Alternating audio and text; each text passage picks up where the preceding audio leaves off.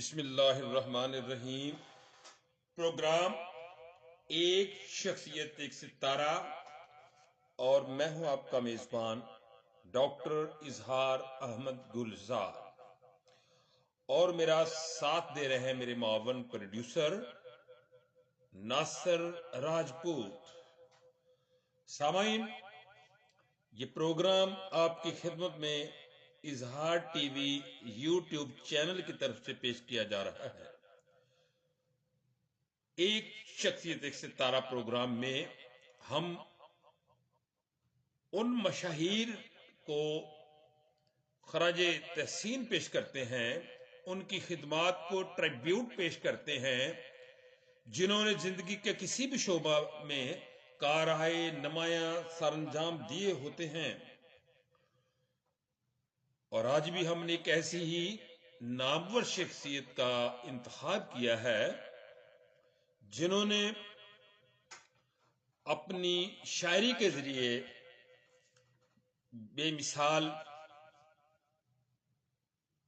مجموعے ادب کے دامن میں پیش کیے، اور میری مراد ہے شہر فیصل آباد کے ممتاز بزرگ شاعر حکیم محمد رمضان اطہر۔ فیصل آباد کے قادر الکلام شاعر حکیم محمد رمضان اطہر کوہ شاعر تھے۔ انہیں نظم، غزل، نعت، ربائی اور کتاب لکھنے پر ید طولہ حاصل تھا۔ کلام پڑھنے کا انداز بڑا دبنگ اور پرجوش ہوتا تھا۔ حکیم محمد رمضان اطہر فیصل آباد کی ان نامور ہستیوں میں سے ایک تھے جو صنعت و حرفت کے شہر میں ادب کی شمع فروزاں کیے ہوئے تھے، اور نخل شعر و ادب کو اپنے خون جگر سے سینچ کر شعر و ادب کے ذوق کو پروان چڑھا رہے تھے۔ نئی ردیفوں، مشکل قافیوں اور سنگلاخ زمینوں میں بڑی سہولت سے شعر کہنے کا انہیں ملکہ حاصل تھا۔ نادرہ کاری اور رفت خیال ان کے کلام کی نمایاں خوبیاں ہیں۔ فیصل آباد کے ہر مشاعرے کی جان سمجھے جاتے تھے، اور ہر مشاعرے میں بڑی باقاعدگی سے حاضری دیتے تھے۔ زمانہ پیری اور ضعیف العمری کے باوجود لہجے کی خنک اور گھن گرج تا دم مرگ برقرار رہی۔ شعری ذوق و شوق اور بزم آرائی کا جذبہ دم آخر زندہ رہا۔ حکیم محمد رمضان اطہر 1936 میں پٹھان کوٹ بھارت میں جناب غلام محمد کے ہاں پیدا ہوئے۔ قیام پاکستان کے بعد آپ اپنے خاندان کے ساتھ حافظ آباد تشریف لے آئے۔ ابتدائی تعلیم حاصل کرنے کے بعد طبابت کا شوق پیدا ہوا تو معروف طبیب حکیم محمد شریف مسلم حافظ آبادی کی شاگردی اختیار کی، اور طبابت کے اسرار و رموز سیکھ کر اسے بطور پیشہ اپنایا۔ بعد ازاں ایک طویل عرصہ اشرف لیبارٹریز پرائیویٹ لمیٹڈ فیصل آباد میں پروڈکشن انچارج کے طور پر اپنے فرائض منصبی سر انجام دیتے رہے۔ حکیم محمد رمضان اطہر 1966 سے تادم مرگ بحیثیت دوا ساز اپنی ذمہ داریاں نہایت ایمانداری، خلوص اور جان فشانی سے سر انجام دیتے رہے۔ حکیم صاحب نے دوا سازی کے بنیادی اصولوں کو ہمیشہ حرز جاں بنائے رکھا۔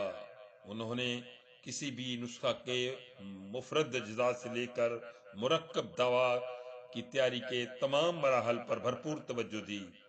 اجزاء کی صفائی کا اہتمام، ان کا معیاری ہونا، ان کے اوزان کا مکمل ہونا، اور ان سے تیار ہونے والی دوا میں طب اسلامی کے بنیادی اصولوں کو ملحوظ خاطر رکھنا یہ ان کی دوا سازی کی نمایاں خصوصیات تھیں۔ انہوں نے دیانت و امانت کے قابل رشک معیار قائم کیے اور انہی کی بدولت اشرف لیبارٹریز لمیٹڈ کی ادویات کی کوالٹی کو قومی اور بین الاقوامی سطح پر تسلیم کیا گیا اور اشرف لیبارٹریز کو بین الاقوامی ایوارڈ سے نوازا گیا۔ شاعری کا شوق بڑھا تو معروف شاعر جناب طالب حجازی حافظ آبادی کے سامنے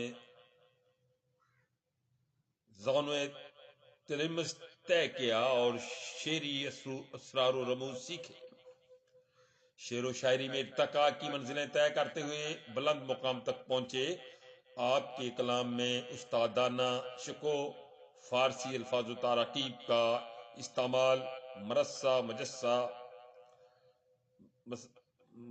و مسجع کافیوں اور منفرد ردائف کا استعمال عام ملتا ہے۔ وہ خوبصورت بندشوں کے ماہر تھے۔ انہیں سن کر دہلی اور لکھنؤ کے اساتذہ کی یاد تازہ ہو جاتی تھی۔ اچھوتے خیالات اور عرفات تخیلات کا استعمال آپ کا خاصا تھا۔ حکیم محمد رمضان اطہر کا شاعری میں نام ایک خاص اہمیت کا حامل تھا۔ ان کے کلام میں پختگی، شائستگی اور شیفتگی پائی جاتی ہے۔ عروض پر دسترس رکھتے تھے۔ انتہائی شریف، شفیق، مخلص، سادہ، صاف گو، حلیم الطبع، انسان دوست فطرت کے مالک ہونے کی وجہ سے خاص و عام میں پسندیدگی کی نظر سے دیکھے جاتے تھے۔ حکیم محمد رمضان اطہر اپنی زندگی آپ بنانے والے انسان تھے، یعنی آپ ایک سیلف میڈ انسان تھے۔ ان کی ساری زندگی جہد مسلسل سے عبارت ہے۔ زندگی نے انہیں بہت چھوٹی عمر میں وہ سب کچھ سکھا دیا جو انسان بہت بعد میں عملی زندگی میں قدم رکھنے کے بعد میں سیکھتا ہے۔ زندگی کا بہت سرد و گرم انہوں نے جھیلا ہے اور برے بھلے کا مشاہدہ کیا ہے۔ زندگی کا بڑا المیہ اس وقت رونما ہوا جب تک تقسیم کے وقت گھر بار، عزیز رشتہ دار، دوست، حوادث کے سامنے سوکھے پتوں کی طرح بکھر گئے۔ کسی کو کچھ خبر نہ ہوئی کہ یہ سزا کس جرم کی پاداش میں ملی ہے۔ کچھ عزیز دوست تو ظلم کی چکی میں پس کر وہاں چلے گئے، یہاں سے لوٹنے کا کوئی امکان نہ تھا، اور کچھ ہاتھ پاؤں مارتے جاتے کس پار جا اترے۔ یہاں جہاں سچ آنے کو جگہ ملی وہیں سکونت پذیر ہو گئے۔ فلک کی کج آدائی نے گھر بار، دوست یار چلا دیے۔ جنم بھومی اور دوستوں کو چھوڑنا، پھر اس حسین یادوں کو فراموش کر دینا مشکل ہوا کرتا ہے۔ پھر بھی وہ تلخ یادیں تھیں جو ہجرت کے دوران ناپختہ اور نوخیز ذہن کا حصہ بن کے رہ گئیں۔ تقسیم کے بعد جو درندگی اور بربریت سکھوں نے برپا کی، اسے متعدد بار حکیم محمد رمضان اطہر کو بے چشم خود دیکھنے کا موقع ملا۔ اس دوران میں انہوں نے بارہا موت کا بھیانک چہرہ اپنے انتہائی قریب دیکھا اور قدرت کی مہربانی سے ہر بار محفوظ رہے۔ ماضی کی حسین یادیں اور ان کے مقابلے میں ظلم اور قتل و غارت جب ایک حساس آنکھ دیکھتی ہے تو گداز دل پر جو کیفیت گزرتی ہے وہ شاید لفظوں سے بیان نہیں ہوتی۔ اگر کچھ ترجمانی ہوتی ہے تو میر تقی میر اور ناصر کاظمی کے پردرد لہجے کو اس پس منظر میں دیکھنے سے بات بڑی حد تک سمجھ میں آ جاتی ہے۔ حکیم محمد رمضان اطہر داد کے مستحق ہیں کہ انہوں نے زندگی کے بھیانک اور منفی رخ کو دیکھنے کے باوجود امید اور ہمت کو کبھی ہاتھ سے جانے نہیں دیا، اور نہ ہی انتقام اور تشدد کے جذبات کو خود پر غالب ہونے دیا۔ 1947 کے بعد حکیم محمد رمضان اطہر کو پاکستان کی ہجرت کے موقع پر جو کرب برداشت کرنا پڑا اس کی ان کی زندگی میں بڑی اہمیت ہے۔ اس قیامت صغریٰ میں انہیں رشتوں کی اہمیت کا احساس بھی ہوا اور احساس کی دوری میں بدے انسانی رشتوں، نعتوں کی پختگی و ناپختگی کو جانچنے کا بھی اچھی طرح موقع ملا۔ ان واقعات نے ان کی آئندہ کی زندگی پر بے پناہ اثرات مرتب کیے ہیں۔ زندگی کی بے ثباتی اور ناپائیداری کا انہیں بخوبی اندازہ ہو گیا۔ ظلم و ستم کے دل دہلا دینے والے مناظر اور جان بچانے کی خود غرضیت نے انہیں انسانی رویوں کو سمجھنے میں بڑی مدد دی۔ انسانی معصومیت اور معصیت کے ہزار پردے چاک ہونے کے بعد انسانیت کا اثر رخ دیکھنے کا اتفاق ہوا۔ انسانی رویوں میں اتار چڑھاؤ بعض دفعہ انتہا کو پہنچ جاتا ہے۔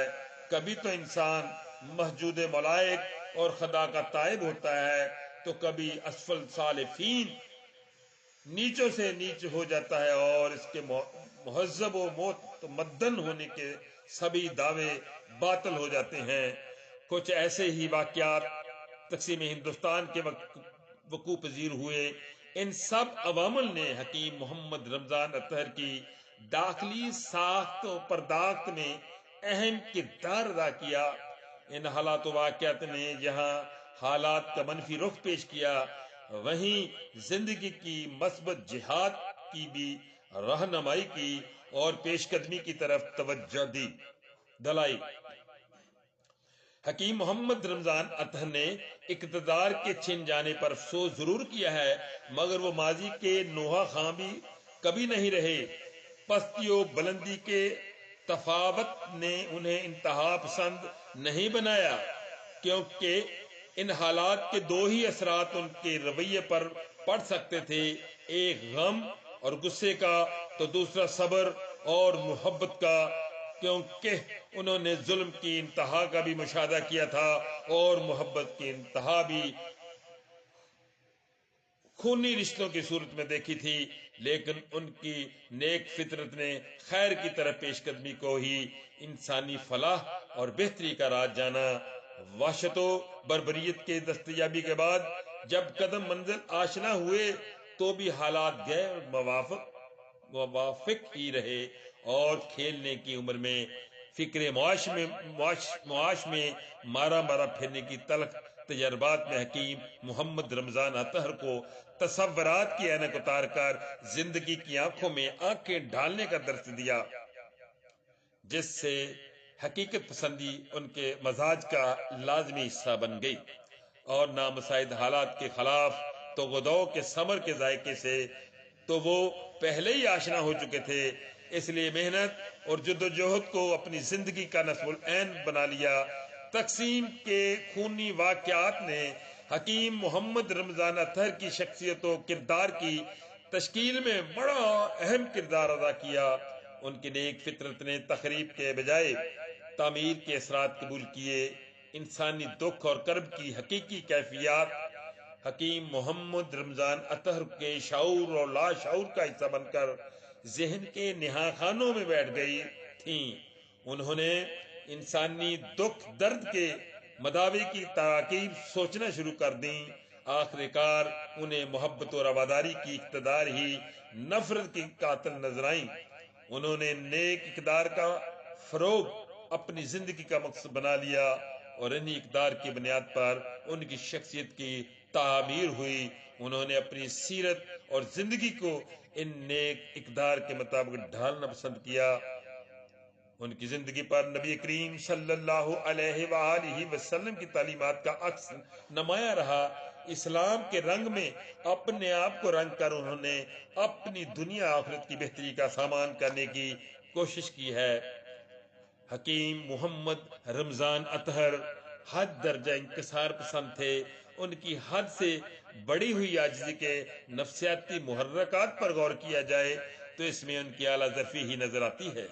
کیونکہ عام طور پر ایسی چیزوں کو کسی نفسیاتی کمزوری سے تعبیر کرنے کا رواج ہمارے ہاں کافی زیادہ ہے۔ حکیم محمد رمضان اطہر کو اپنی علمی کمی کا شدت سے احساس تھا اور وہ اس کا برملا اظہار بھی کرتے تھے۔ اپنی کتابوں کی دیباچوں میں اپنی کوتاہ علمی کا بطور خاص ذکر کرتے تھے، مگر یہ تو ان کی شخصیت کا بڑا پن تھا کہ وہ دوسروں کو اپنی ذات پر فوقیت دے کر عزت بخشتے تھے۔ درویش اور مٹے ہوئے انسان تھے۔ اپنے منہ میاں مٹھو بننے کے عمل سے وہ بہت آگے جا چکے تھے، اس لیے اپنی تعریف اپنے منہ سے کرنے کی عادی نہیں تھے۔ دوسروں کو اپنے علمی روب اور شاعرانہ برتری سے مرعوب نہیں کرتے تھے، بلکہ ہمیشہ منکسرانہ رویہ اختیار کرتے تھے۔ غرور و تکبر کو پاس بھی پھٹکنے نہیں دیتے تھے۔ جناب حکیم محمد رمضان اطہر ہر حال میں خوش رہنے والے انسان تھے۔ انہیں کبھی حالات کا گلہ کرتے ہوئے نہیں سنا۔ اپنے حصے کا کام بلا تکان کیے جاتے اور خدا پر کامل بھروسہ رکھتے تھے۔ انہوں نے حالات کا رونا رونے کے بجائے ہمت و محنت کو اپنا شعار بنایا اور اپنی محنت و لگن کی بدولت مقام بنایا۔ ورنہ انسان تو کروڑوں کی تعداد میں دنیا میں پیدا ہوتے اور مرتے ہیں، کوئی کسی کو جانتا تک نہیں۔ یہ ان کی سیہ پیم ہے کہ آج وہ ادب کے میدان میں اور حکمت و طباعت کے میدان میں ناموری حاصل کر چکے ہیں۔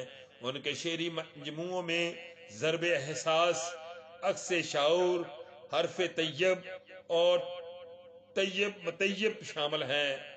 ضرب احساس حکیم صاحب کا پہلا بلین شعری مجموعہ ہے۔ اس میں ان کی شاعری کے ابتدائی دور 1955 سے لے کر 1990 تک کی نظمیں شامل ہیں۔ اس مجموعہ میں شامل نظمیں متنوع موضوعات پر ہونے کے باوجود اپنے اندر ایک فکری کلیت کی حامل ہے۔ ان کا پہلا شعری مجموعہ ان کی فکری بلندی اور منفرد سوچ کا عکاس ہے۔